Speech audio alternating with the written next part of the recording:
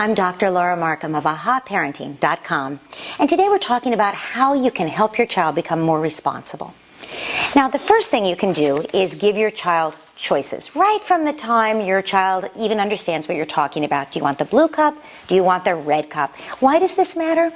Well, judgment develops from experience, and sometimes good judgment develops from bad experiences. So kids really need the chance to make decisions right from the beginning, and that way the decisions they make when they're out of your sight, when they're 17, 18, and 19, are going to be much better decisions than a child for whom you've made all the choices.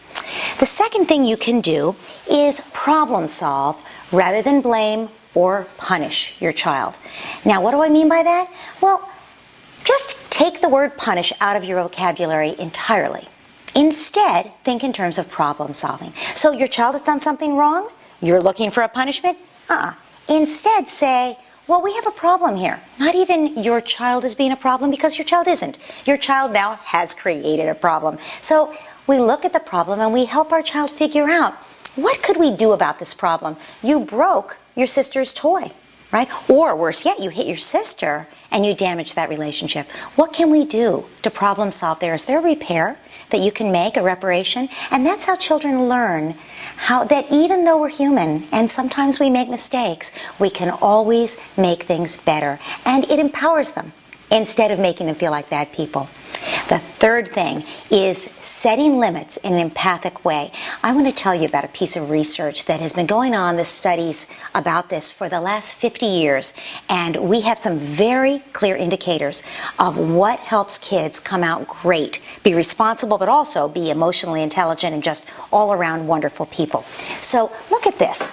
We tend to think that parenting, kids are always up, when we interact with our children, we're always on a scale between permissive and authoritarian, right? We're somewhere on this scale of demandingness. If we demand a lot, we're over here on the authoritarian side of the scale. If we don't demand very much, we're over here on the permissive side. These are the kids that run around the restaurant and annoy everybody. These are the kids who everyone says are spoiled rotten. These kids are the kids who really, when you ask them later, they'll say their parents were very strict, but often they aren't speaking to their parents. If the parents are very strict, the kids have rebelled a lot during the high school years. And so we might think, okay, the sweet spot's right in between. But here's the disadvantage to that. The disadvantage is, I want my kids to get straight A's. That's over here, right? I want my kids to write nice thank you letters. That's over here. I want my kids to sit down in the restaurant instead of running around annoying people. That's over here too. So what am I supposed to do if I'm too demanding? My kids are going to be mad at me, right?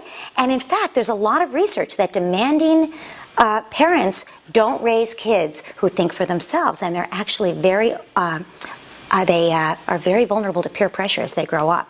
But there is a solution. You know why? We've only got half the picture here. Here's what we need to look at. There's another axis. This axis is the support axis. So if you look at high demandingness over here, but high support over here, suddenly we get the sweet spot. That's the kind of parent we want to be. We want to be as demanding as the authoritarian parent in the sense of, no, you can't run around the restaurant, sweetie, but we want to be as supportive. I see it's not really appropriate to have brought you to this restaurant. You're only 3 years old and it's the end of a long day, right? We're seeing it from our child's point of view and we're supporting her. Or, honey, you can be as jealous and mad at your sister as you want, but you cannot break her toy, right? We need to do something about this problem you've created. That's the sweet spot in parenting, empathic limits. Thank you.